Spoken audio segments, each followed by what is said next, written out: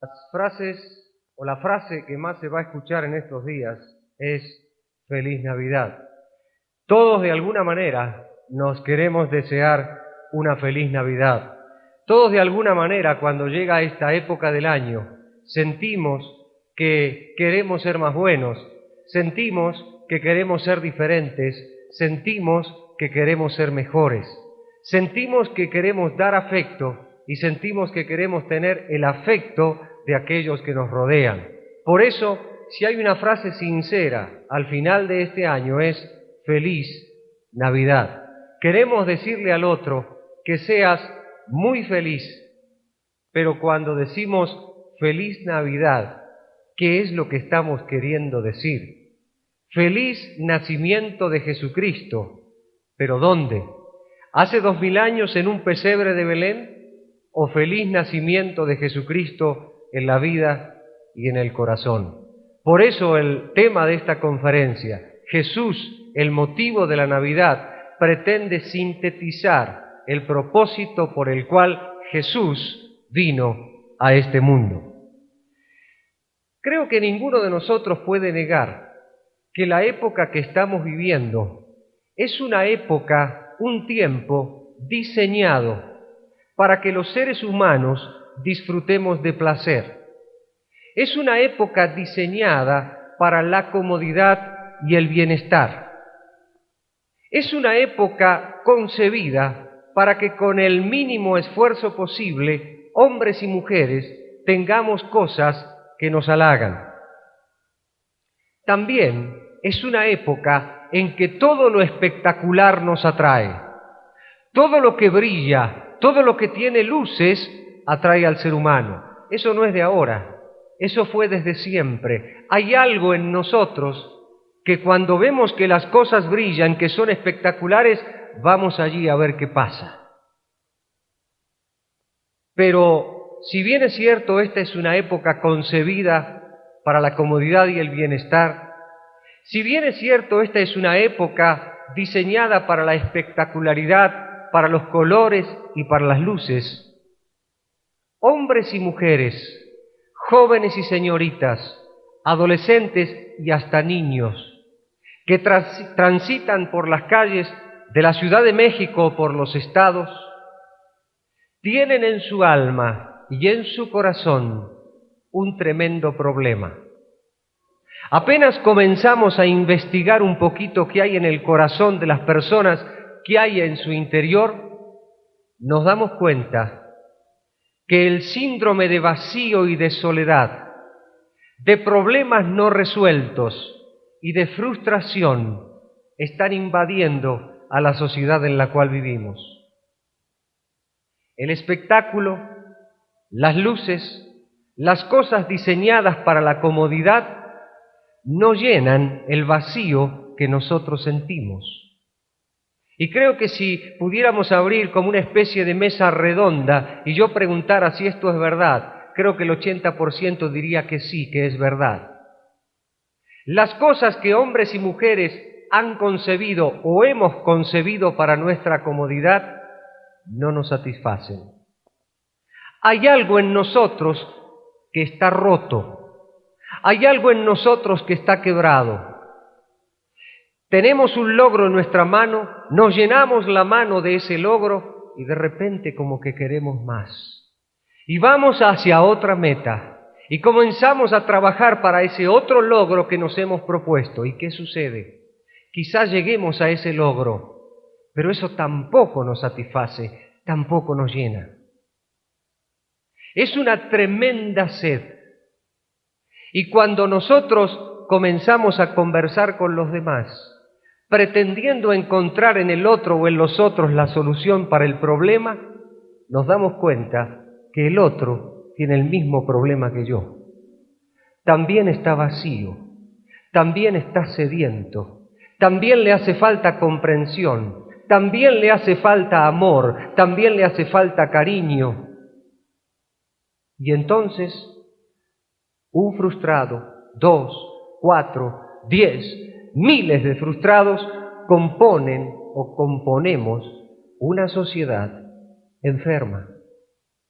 Para tratar de solucionar ese problema, bajamos quizá el estándar o en algunos casos los aumentamos. ¿Para qué? Para tratar de ver si con mayores logros, propuestas de mejorar diariamente, alcanzamos el nivel que nos hemos propuesto. O bien, nos conformamos con satisfacer los deseos primarios. Comer bien, tener una buena casa, tener un buen coche o unos buenos coches, tener 3 o 4 épocas de vacaciones en el año y, bueno, será que la vida es así. Ya nada tiene solución. No hay algo más alto que esto. Y cuando nosotros hacemos este análisis y enfrentamos una nueva Navidad, llegamos a la conclusión de que por más cosas que nosotros hayamos logrado o queramos lograr, el vacío existe, la soledad existe, el problema existe. Países tratan de eliminar los conflictos y las guerras. El Tratado de Libre Comercio propone a hombres y mujeres una salida extraordinaria. Por aquí y por allá aparecen agencias y corporaciones e instituciones que tratan de nuclear a hombres y mujeres para tener una vida mejor. Tratamos de ahogar con la Navidad todo lo que pasa dentro de cada uno de nosotros. El arbolito, los regalos, las compras, los amigos, los brindis, los festejos, las comidas y las cenas tratan de tapar al menos por 15 días todo lo que nosotros estamos viviendo en nuestro interior. Y muchos pensarán que soy quizá demasiado fatalista o pesimista. Gracias a Dios que no es así. Sí considero que hay una realidad que estamos describiendo, pero también estoy parado aquí porque sé que hay alguien que puede cambiar totalmente el rumbo de nuestra vida y puede llenarla de paz, de felicidad y puede completar lo que nos falta. Creo que en esta Navidad tenemos que pensar si vamos a cambiar nuestra derrota en éxito, nuestra tristeza en alegría. La palabra que quiero mencionar para introducirnos en una nueva realidad es la palabra por excelencia que podría mencionar: Dios. Dios omnipotente, Dios omnipresente, Dios omnisciente, Dios creador y sustentador de todas las cosas, que tiene el mundo en sus manos. Hace muchos años concibió un mundo para dotarlo de todas las cosas que ese mundo necesitaba para funcionar bien. Como corona de ese mundo, de esa creación, Dios pone a un hombre y a una mujer, Adán y Eva, y les dice: ustedes ahora van a señorear, van a administrar todo lo que yo he creado. Esto lo he creado para ustedes. El plan de Dios fue felicidad y dominio del hombre y de la mujer sobre las cosas que Él había creado. Pero ¿qué sucede? En un momento de su vida, el hombre y la mujer escuchan una voz que los aleja del propósito original de Dios. Esa es la voz de la serpiente antigua, Satanás, el diablo, que se acerca y les dice: ¿así que Dios les dijo que no coman de todo árbol del huerto? Y comienza en un leve susurro a poner dudas en la mente de Adán y Eva para que se alejen del plan y del propósito de Dios. Y como el hombre y la mujer tenían libre albedrío, podían elegir el camino que iban a tomar. Ellos deciden escuchar la voz de la serpiente antigua de Satanás y van detrás de una independencia rebelde. Dios los había creado libres, libres para elegir, libres para gozar, y ellos van y recorren el camino de la esclavitud, porque su independencia aparente pasa a ser una independencia rebelde a aquel que los había creado. Ahora bien, dice la Biblia que Dios, en su amor y su misericordia, en Hebreos el capítulo 1 y los versículos 1 y 2, Dios, habiendo hablado muchas veces y de muchas maneras, en otro tiempo a los padres por los profetas, en estos postreros días nos ha hablado por el Hijo, a quien constituyó heredero de todo y por quien asimismo hizo el universo. La provisión de Dios. Dios no deja al hombre y a la mujer librado a su suerte. Dice que en el tiempo antiguo habló a los padres a través de profetas. Pero Dios quiere acercarse más a la vida de los hombres. Y dice, en estos postreros días, digamos, hace 2000 años atrás, nos ha hablado ya no por profetas, ahora por su Hijo. ¿Cómo se acerca Dios y cómo irrumpe Dios en la historia de los hombres? A través de su Hijo, Jesucristo. No hubo otro agente, no hubo una institución de reforma, no hubo una teoría, no hubo una filosofía especial. Dios se encarnó y se presentó en la raza humana. Dios no dejó al hombre y a la mujer librados a su suerte. Pero yo quisiera ver con ustedes cómo interviene Dios en la historia del ser humano. Cualquiera de nosotros podría pensar que Dios, para presentar a Jesucristo su Hijo como el Salvador de la humanidad, irrumpir en la historia, tenía que haber hecho cosas espectaculares. Utilizaría la televisión, utilizaría la radio, utilizaría los periódicos, las conferencias, los desayunos y grandes cartelones en todas partes que dijera: viene a la tierra Jesús, el Salvador, el Hijo de Dios. Hombres y mujeres del mundo, estén preparados, porque Dios se está encarnando en Jesucristo. Cualquiera de nosotros, viviendo esta época de espectacularidad, diría: Dios tendría que haber hecho un plan promocional, tomar agencias publicitarias de mucho calibre, con una tremenda creatividad, y presentar en ese plan promocional, con bombos y platillos, la llegada de Jesús a la tierra. Sin embargo, vamos a ver cómo Dios irrumpe en la historia de los hombres. En el Evangelio según San Lucas, y en el capítulo 1, y en el versículo 26, Dios irrumpe en la historia de la humanidad. Y Lucas 1, 26 dice así: al sexto mes, el ángel Gabriel fue enviado por Dios a una ciudad de Galilea llamada Nazaret. Así que Dios toma un ángel de los suyos, un servidor suyo, y lo envía. 27. A una virgen desposada con un varón que se llamaba José, de la casa de David, y el nombre de la virgen era María. Toma un hombre común, José, y toma una mujer común, María.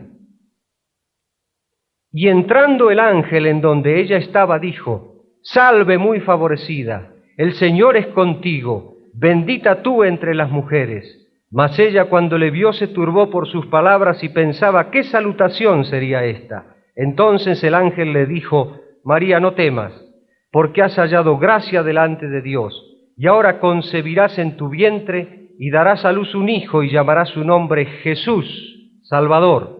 Este será grande y será llamado Hijo del Altísimo, y el Señor Dios le dará el trono de David su padre, y reinará sobre la casa de Jacob para siempre, y su reino no tendrá fin. Entonces María dijo al ángel: ¿cómo será esto? Porque no conozco varón. Respondiendo el ángel le dijo: el Espíritu Santo vendrá sobre ti, y el poder del Altísimo te cubrirá con su sombra, por lo cual también el santo ser que nacerá será llamado Hijo de Dios. Aquí nos encontramos con un hombre común y una mujer común. Y el ángel le dice a María, tú has sido la elegida. Se calcula que María tenía aproximadamente 16 años. ¿Qué pasaría con una muchacha de 16 años que está de novia con un muchacho y aparece embarazada? ¿Qué diría la sociedad? Sería un tremendo golpe para los padres de ambos y sería un tremendo golpe para toda la ciudad. Además, estas ciudades eran muy pequeñas y María no entiende demasiado lo que pasa. Pero María se dispone a aceptar que está recibiendo un mensaje celestial. Ahora, dice la Biblia que ella estaba desposada con un varón que se llamaba José. ¿Qué significa estaba desposada? Para entender este término tenemos que entender los pasos de las costumbres judías para el casamiento. Hay 3 pasos. En las costumbres judías, el primer paso era el compromiso. El compromiso lo hacían los papás de los niños, y digo niños porque así era efectivamente, que luego serían matrimonio. Cuando los niños nacían y luego que comenzaban a desarrollarse a los pocos años, los papás de la niña y los papás del niño los unían en un compromiso. No elegían el niño y la niña a su pareja, porque los papás decían, ellos no saben, ellos son inexpertos para tomar decisiones tan trascendentes. Por eso los papás hacían el compromiso. Luego que pasaban los años y los jóvenes llegaban entonces a la adolescencia o a la juventud, entonces se producía el desposorio. Aquí dice que María estaba desposada con José. ¿Qué es el desposorio? Es el segundo paso en las costumbres judías para el casamiento. El desposorio consistía en que ya ambos ratificaban el compromiso que los papás habían hecho cuando ellos eran pequeños. Claro que había algo particular. Si la dama no estaba de acuerdo con ratificar ese compromiso, entonces ella podía decir no, y se rompía ese desposorio. Ahora, si el desposorio se confirmaba, esa ratificación duraba 1 año. Y el desposorio era sinónimo de matrimonio, aunque no podían vivir juntos todavía. Pero el desposorio ya era sinónimo de que eran marido y mujer. Duraba 1 año. Por eso, si alguno de los dos decidía separarse, tenía que haber una carta de divorcio de por medio. En esta situación estaban María y José. El tercer paso de la costumbre judía para el matrimonio era que luego del año de desposorio, ambos contrayentes confirmaran su matrimonio viviendo juntos. María y José estaban en un trance difícil. El ángel le dice a María, María, vas a concebir por el Espíritu Santo. José había recibido información, pero ¿qué pasaba? Hombres, varones, pónganse a pensar que viene una dama con la que ustedes están comprometidos y le dice, ¿sabes qué? Yo estoy embarazada.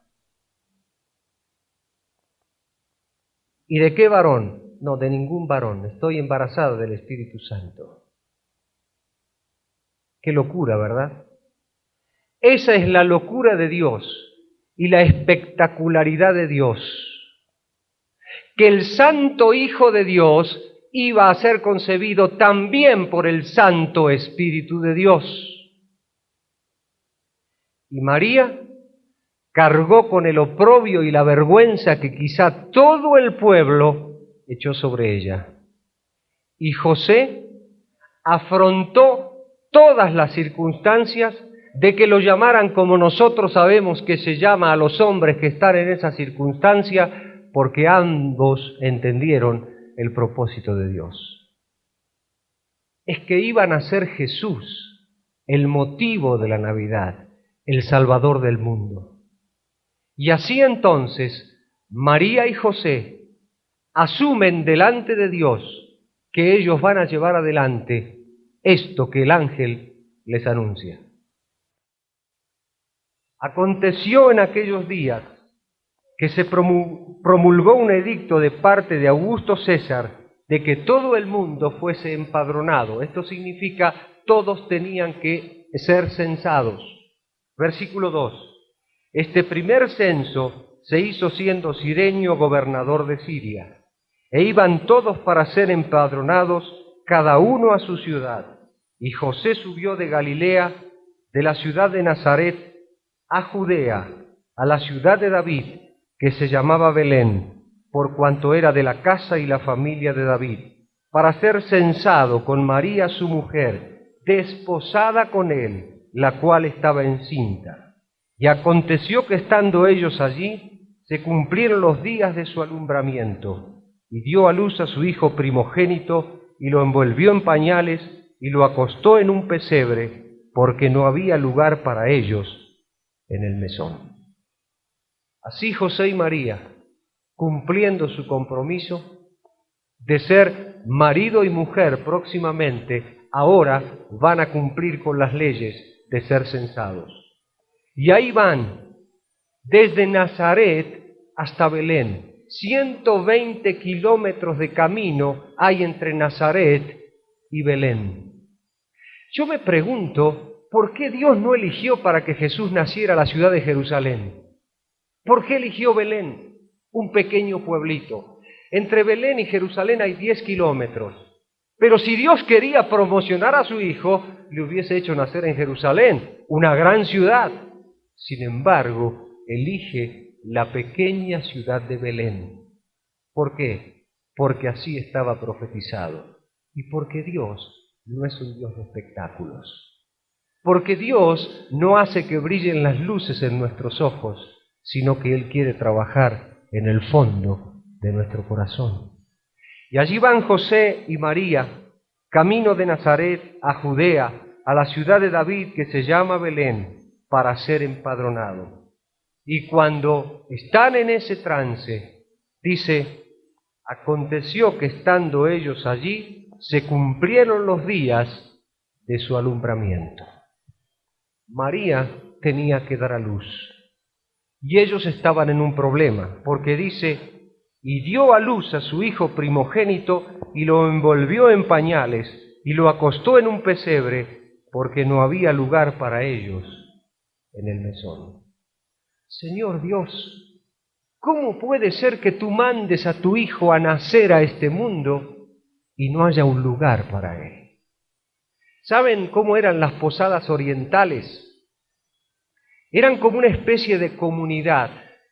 Eran casillas, unas al lado de la otra, que daban a un patio común. El posadero, el mesonero, lo único que daba era albergue y fuego para que cocinara la gente, porque la gente debía llevar su propia comida. Y además le daba forraje para los animales. En ese patio común estaban los animales que ellos traían. Todos los forasteros, y estaba lleno, porque estaban en periodo de censo, todos los forasteros tenían allí sus animales. ¿Y qué sucede?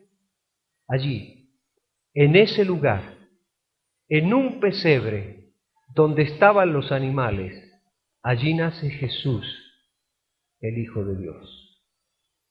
Qué Dios tan espectacular, ¿verdad?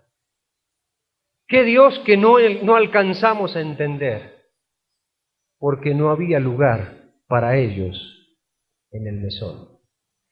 Esta frase me hizo pensar mucho. No había lugar para ellos en el mesón. Esa fue la constante de la vida de Cristo. Cristo no tuvo lugar en el corazón de la gente nunca. Para nacer, un pesebre. Cuando crece, Él anda entre la gente y habla con la gente de lo que vino a hacer, y ninguno le cree. Todos le toman por loco. Solamente un pequeño puñado de hombres le sigue.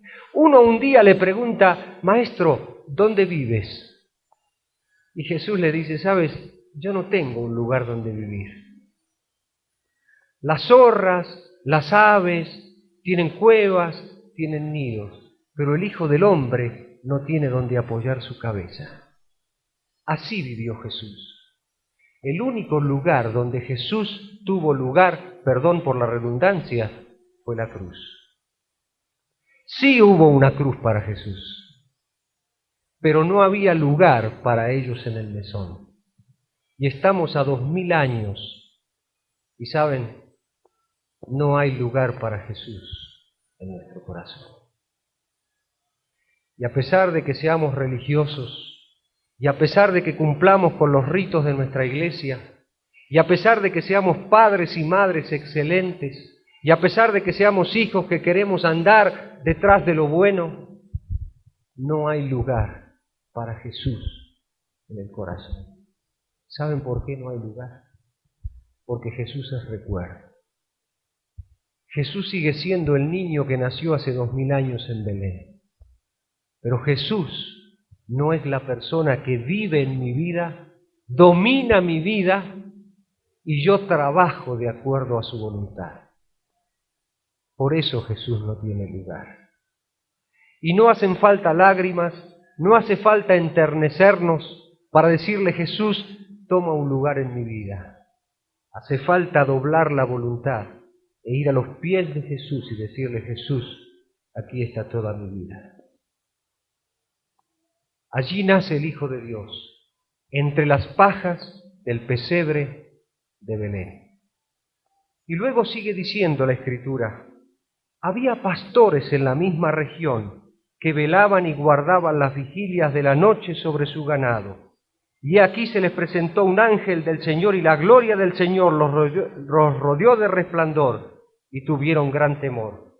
Pero el ángel les dijo: no temáis, porque he aquí os doy nuevas de gran gozo, que será para todo el pueblo. Os ha nacido hoy en la ciudad de David un Salvador, que es Cristo el Señor. ¿A quién es dado el mensaje? A los pastores. ¿Saben una cosa? El oficio de pastor entre los judíos es un oficio muy bajo. Los pastores no gozaban de los mismos privilegios que gozaba la otra gente. Dios, ¿cómo es que te revelas a los pastores? ¿Por qué no te revelaste a otra gente? ¿Por qué no fuiste a otra casta social a decirle que venía Jesús? ¿Saben por qué? Porque esos pastores tenían un corazón sensible para creer. Cuando ellos vieron al ángel y escucharon la voz, dijeron: cuidado, ¿qué pasa? Y el ángel les dijo: no temáis, yo les doy nuevas de gran gozo, que será para todo el pueblo. Ya ha nacido hoy en Belén un Salvador, que es Cristo el Señor. Y esto os servirá de señal: hallaréis al niño envuelto en pañales, acostado en un pesebre. Y repentinamente apareció con el ángel una multitud de las huestes celestiales que alababan a Dios y decían: gloria a Dios en las alturas, y en la tierra paz, buena voluntad para con los hombres. El ángel sabía, y Dios también, que los pastores iban a ir a ver al niño. El cielo se pone de acuerdo para cantar en ese coro celestial. Como me hubiese gustado escuchar esa noche el canto del coro. Si hoy nos hemos deleitado con este coro, ¿se imaginan ese canto celestial? Dios estaba bajando hasta la tierra, ya había nacido su Hijo, pero el coro celestial confirma que Él es el Salvador, el Hijo de Dios. Sucedió que cuando los ángeles se fueron de ellos al cielo, los pastores se dijeron unos a otros: pasemos pues hasta Belén y veamos esto que ha sucedido y que el Señor nos ha manifestado. Vinieron pues apresuradamente y hallaron a María y a José y al niño acostado en el pesebre. Y al verlo, dieron a conocer lo que se les había dicho acerca del niño. Y todos los que oyeron se maravillaron de lo que los pastores les decían.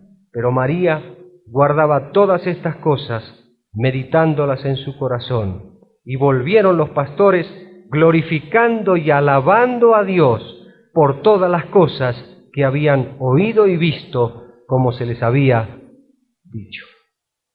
Aquí los primeros creyentes, podríamos decir así, luego de María y José, son los pastores. Y ellos van a ver al niño y se quedan absortos ante aquello que el ángel les había dicho y confirman eso. Ven y oyen y crean.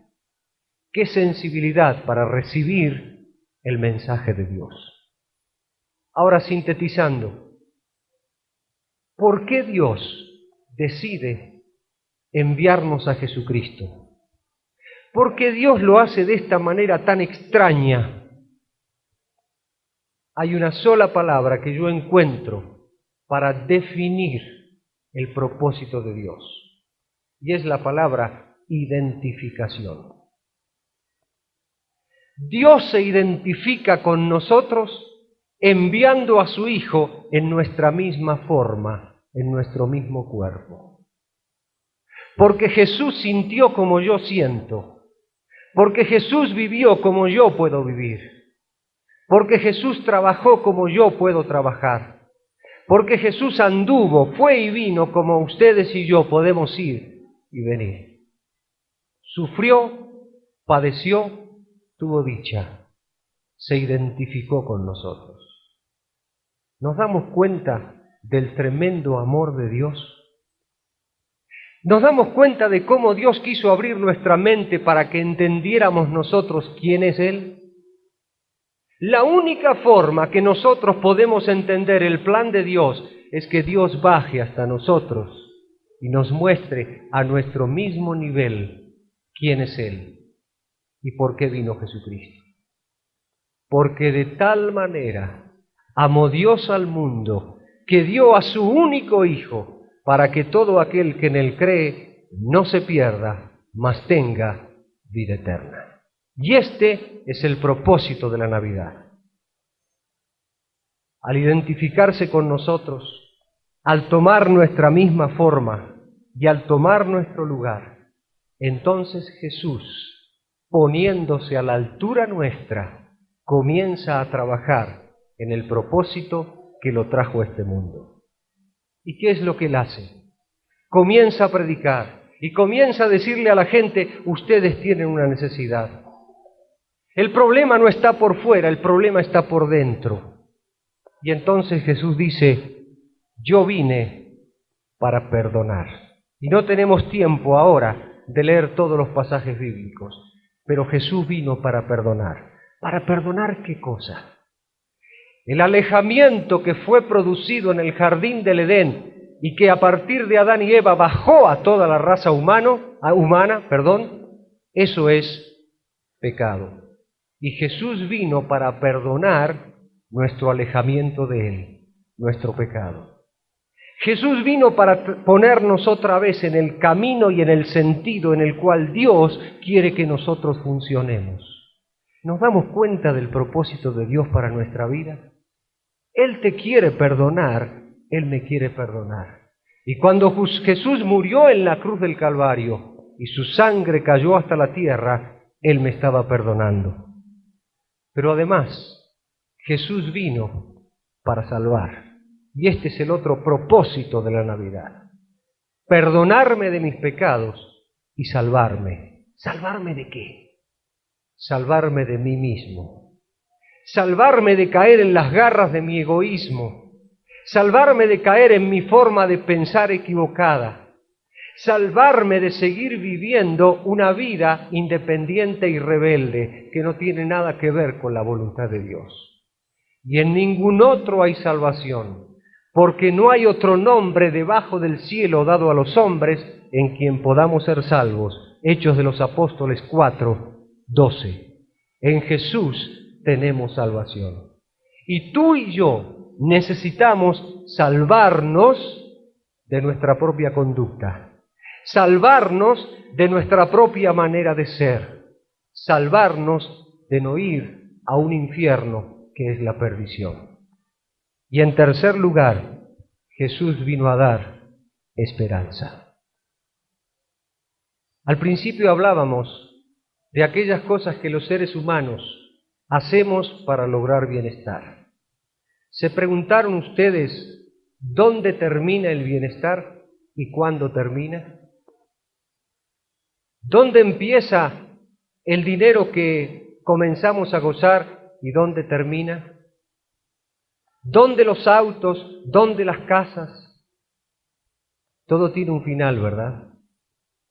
Y a pesar de que las cosas se puedan quedar ahí, yo envejezco, pierdo la capacidad de seguir manejando aquellas cosas que tenía en mi mano, o me enfermo, estoy limitado.